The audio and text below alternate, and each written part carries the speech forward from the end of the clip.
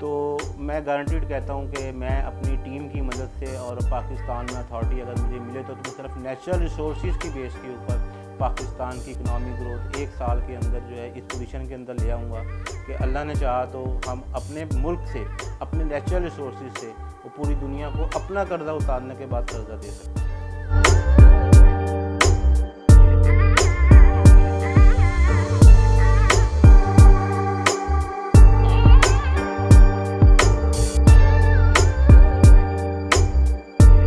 अस्सलाम वालेकुम नाजरीन, सुहेल अब्बास समाज टीवी से। आज हम जिस शख्सियत से आपकी मुलाकात करवाने जा रहे हैं वो पाकिस्तान जेमस्टोन ट्रेड के पहले GIA स्कॉलर हैं। हमारे साथ मौजूद है मोहम्मद ज़िशान। इनसे हम जेमोलॉजी में इनकी खिदमात के हवाले से बात करेंगे और इनसे पूछेंगे कि ये सफ़र कितना मुश्किल था इनके लिए और इन्होंने इसमें क्या क्या अचीवमेंट हासिल की। तो हम बातों का सिलसिला शुरू करते हैं। सबसे पहले मुझे ये बताइएगा, ये जेमोलॉजी है क्या? जेमोलॉजी जी बेसिकली आप इसको कह सकते हैं ये पत्थरों की शिनाख्त का इल्म है। इसको जेमोलॉजी साइंस जो है उसका नाम दिया जाता है। और जो इसका दुनिया में जो नंबर 1 इदारा माना जाता है, जो लास्ट अथॉरिटी है, वो GIA gemological institute of America. ये जो है इंस्टीट्यूट इनका आखिरी जो है वो अथॉरिटी है जेम आइडेंटिफिकेशन की।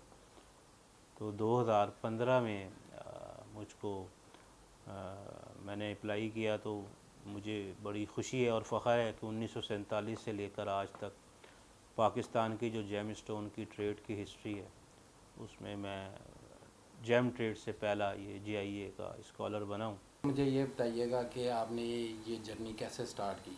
ये जी ज्वेलरी मेकिंग जो है वो प्रोफेशन मेरे टोटल फैमिली जो है वो इससे वाबस्ता है। पाकिस्तान बनने के बाद मेरे वालिद साहब ने यहाँ पर पहली इंडस्ट्री ज्वेलरी मेकिंग की लगाई थी। तो उस वक्त लोगों में इतनी अवेयरनेस नहीं थी और स्टोन जो हैं वो सोने के अंदर लग कर जो है वो उस वक्त हमको शौक़ अपने वालिद साहब के पास देख कर हुआ कि यार ये पत्थर कहाँ से आते हैं। तो ज्वेलरी मैन्युफैक्चरिंग क्योंकि मेरा बिज़नेस है तो मुझे फिर शौक़ हुआ कि मैं सर्च करूं कि ये जो पत्थर हैं ये कहाँ पाए जाते हैं, कैसे निकलते हैं। तो सच हमारे पाकिस्तान में उस वक्त कोई ऐसा इंस्टीट्यूट भी नहीं था। ये आज से 25 साल पहले जो है फिर मैंने इस पर रिसर्च शुरू की। तो जो पहला सर्वे मैंने किया वो हमारा ईरान बॉर्डर से लेकर बलूचिस्तान जो है उसकी जितनी कोल माइंस थी और जितना वहाँ का एरिया था। फिर मैंने अपने ग्रुप के साथ कश्मीर की तरफ का रुख किया और फिर कश्मीर के जो पॉइंट हैं, बटाकुंडी है, बाग साइड्स हैं, ये हम लोग अपना एक ट्रैवल का चार्ट बनाते थे और फिर अपने शौक़ में फिरते थे। तो हमें वहाँ पर बड़ा कुछ नॉलेज भी मिलती थी और इवन के जो दरिया हैं हमारे वहाँ के, कश्मीर का दरिया हो, स्वात का दरिया हो, आपको हर जगह पे अगर आप डस्ट चेक करें स्वात के दरिया में आपको गोल्ड नज़र आएगा बाकायदा। ऐसे ही चश्मों के अंदर क्योंकि पाकिस्तान में माइनिंग का कोई इंतज़ाम ही नहीं है तो कई पत्थर अपनी एज पूरी करने के बाद पहाड़ से गिरते हैं और फिर वो उन दरियाओं के अंदर जो है फिरते हैं और फिर वो वहाँ से आप एक आम आदमी भी वहाँ पे कलेक्ट कर सकता है। जैसे एगेट हो गए और एक छोटा सा जेड हमारा पत्थर होता है। ये अगर हम कभी स्वात के दरिया वगैरह में आप भी जाएँ तो कभी हाथ डालेंगे तो आपके हाथ में भी ये चीज़ें आ सकती हैं। कितनी मुश्किल थी ये जर्नी जब आपने स्टार्ट की और पूरी दुनिया में आपने ट्रैवल किया, तो कितना मुश्किल था ये काम आपके लिए? काम तो जी इतना मुश्किल था कि मैं अपने, अगर आप जुनून की बात करें तो आप ये समझ लें कि ज्वेलरी मेकिंग का जो बिज़नेस है वो मेरा किचन जो है वो उसको मेन बेस थी। मगर ये जो मेरा जुनून था इसने मतलब मुझे इस पर कोई आमदनी नहीं थी, मगर उसके बावजूद मैंने अपनी पॉकेट मनी से जो डिस्कवरीज़ की, मुश्किलात भी बहुत आती थी। फिर लोग पूछते भी थे कि कहाँ से आए हैं, फिर उनको अपना तारुफ भी करवाना पड़ता था। अपनी जान भी, जुनून था तो मैंने कभी परवाह नहीं की और इसी वजह से मैंने अपना जो एक ग्रुप बनाया हुआ था, क्योंकि ग्रुप के बगैर जर्नी जो है नॉर्दर्न एरिया के अंदर बहुत मुश्किल होती है। तो वो फिर हम उन लोगों को बताया करते थे कि भाई हमारा शौक़ है, हम लोग स्टूडेंट्स हैं। तो इस तरीके से मुश्किलात तो बहुत आती थी। बाद वक़्त ऐसा होता था कि हम इतनी इतनी टॉप के ऊपर पहुंच जाते थे जहाँ पे हमें ऑक्सीजन नहीं मिलती थी, हमारा सांस रुकना शुरू हो जाता था। ये हमारे नाजरीन को बताएं कि ये जो स्टोन है ये कैसे डिस्कवर किए जाते हैं। ये जी इसको इसको जो डिस्कवरी जो है ये भी बड़ा एक माइनिंग जो है हमारे पाकिस्तान के अंदर सच कोई ऐसा इंस्टीट्यूट नहीं है। एक्चुअली ये जो क्रिस्टल होता है ये अगर हम जेमोलॉजी साइंस पे बात करें तो लाखों साल की मुद्दत के अंदर पहाड़ के अंदर एक क्रिस्टल जो है वो तैयार होता है। तो बाहर के मुल्कों के अंदर तो माइनिंग होती है, मगर क्योंकि हमारे मुल्क में माइनिंग का कोई ऐसा इंतज़ाम नहीं है तो उसमें ये होता है कि स्टोन अपनी एज पूरी करके अब जो होता है डेड मिट्टी होने के बाद खुद ब खुद जो है हमें सामने नज़र आना शुरू हो जाता है और वो डिस्कवर हो जाता है। बाकी ये है कि जो माइनिंग का जो प्रोसेस यहाँ पे है वो तो लोग ब्लास्ट करते हैं और ब्लास्ट करने के बाद उनको कोई क्रिस्टल ऐसा न बहुत मुश्किल होता है जो उनको साफ़ मिल जाए, उसमें से क्लीन स्टोन जो है वो बन सके। तो माइनिंग की तो कोई फैसिलिटी पाकिस्तान के अंदर अवेलेबल है नहीं, मगर इसकी कीमत जो मुझे देनी पड़ी वो ये देनी पड़ी कि मैंने अपना बिज़नेस जो है उसको बिल्कुल क्लोज़ किया। और वो अगर आप ऐसा इन्वेस्टमेंट करें तो आप 20 साल की इन्वेस्टमेंट अकाउंट कर सकते हैं कि मैंने इसको बगैर किसी गवर्नमेंट की सरपरस्ती के। आप इतने बड़े स्कॉलर हैं, एक ही स्कॉलर हैं जिम्रोलॉजी के पाकिस्तान में, आपको कभी गवर्नमेंट ने अप्रोच नहीं किया कि आए हमारे यहाँ पे इस इंडस्ट्री को जो है बूस्ट अप करें? मेरी जर्नी शुरू हुई, मैं ऑक्शन हाउसेस से रब्ता किया कि मेरे पास कुछ मटेरियल है और मैं इसको सेल करना चाहता हूँ।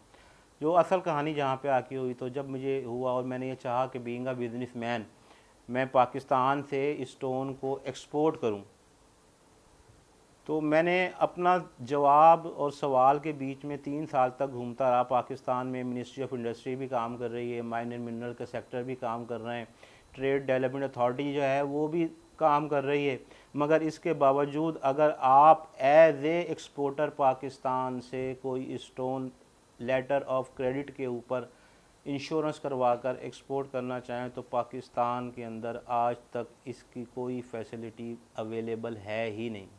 मगर मैं 2015 में उन्होंने मुझे जो अपना GIA ने जो स्कॉलरशिप अवार्ड की तो वो 1947 से लेकर आज तक पाकिस्तान की जेम ट्रेड की हिस्ट्री में से मैं पहला ट्रेडर था जिसको उन लोगों ने जो है स्कॉलरशिप के लिए सिलेक्ट किया और मैं वहाँ पर वो कोर्स करके आया। फिर 2017 के अंदर इनकी जो वर्ल्ड जेम फाउंडेशन है जिसमें दुनिया के तमाम जेमोलॉजिस्ट जो हैं, जो बड़े बड़े रिसर्चर्स हैं, उन लोगों ने मिलकर एक वर्ल्ड जेम फाउंडेशन बनाई हुई है। तो उन लोगों ने पूरी वर्ल्ड से 5 आदमी सिलेक्ट किए। 2017 में अल्हम्दुलिल्लाह अल्लाह ने इज़्ज़त दी तो मैं वन ऑफ वर्ल्ड 5 भी सिलेक्ट हुआ। मुझे एक चीज़ बताएं, आपके पास इतने नायाब और कीमती पत्थर पड़े हैं, आपने कभी अंदरून में पत्थरों की मार्केट का विजिट किया कभी? हाँ, इसमें एक्चुअली मैं वही बताऊंगा कि अगर हम इसके ऊपर चलें तो फिर आज मैं आपको एक बात बताता हूँ कि जैसे ये स्टोन है, स्टोन का बिज़नेस ये है कि एक इंस्टीट्यूट है उसने इसका सर्टिफिकेट इशू करना है कि ये असल है या नकल है। सिर्फ इसके बताने के उनकी जो पाकिस्तानी फ़ीस है वो $250 है। तो जिस बिज़नेस की आइडेंटिफिकेशन की फ़ीस पाकिस्तानी $250 को आप देखें कहाँ जाती है, यहाँ से बिज़नेस स्टार्ट होता है जेम का। तो आप कैसे ये तसव्वुर कर सकते हैं कि एक असल पत्थर जो है आपको एक रोड पे बैठने वाला जो है, मैं देखता हूँ तो मुझे हंसी आती है। और मुझे जेम स्टोन का बिज़नेस वर्ल्ड लार्जेस्ट बिज़नेस कहलाता है। तो जिस स्टोन की आइडेंटिफिकेशन की कीमत की शुरुआत पाकिस्तानी 40,000 रुपये से होती हो, वो स्टोन रोड के ऊपर नेचुरल कैसे मिल सकता है? मेरा एक क्वेश्चन आपसे और है कि लोग अमूमन पत्थर पहनते हैं कि इससे दौलत आ जाएगी, इससे ये हो जाएगा, इससे ये हो जाएगा, इसमें कितनी हकीकत है? इसमें होता है James for health, James for wealth. आम तरीके से अगर देखा जाए तो पूरी दुनिया में अगर आप रिसर्च करें तो जब उनके हॉस्पिटल्स हैं, उनके हॉस्पिटल्स कैंसर के मरीज़ को मेडिकली जो है वो उसको जवाब दे देते हैं, तो फिर उनके यहाँ इसके हीलिंग के इंस्टीट्यूट्स बने हुए हैं और वो लोग इन क्रिस्टल्स से उनका इलाज करते हैं बाकायदा।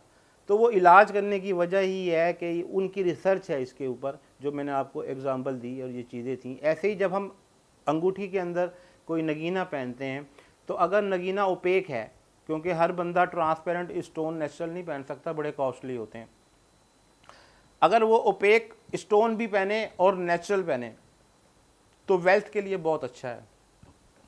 मगर अगर सर्टिफाइड रूबी इंसान अपने अंदर पहनेगा, तो इसमें हमारा जेमोलॉजी का एक टेस्ट होता है जो हर स्टोन को हम टेस्ट करते हैं कि उसमें जो लहर होती है सूरज की, वो लगने के बाद किस एंगल से रिफ्लेक्ट होती है।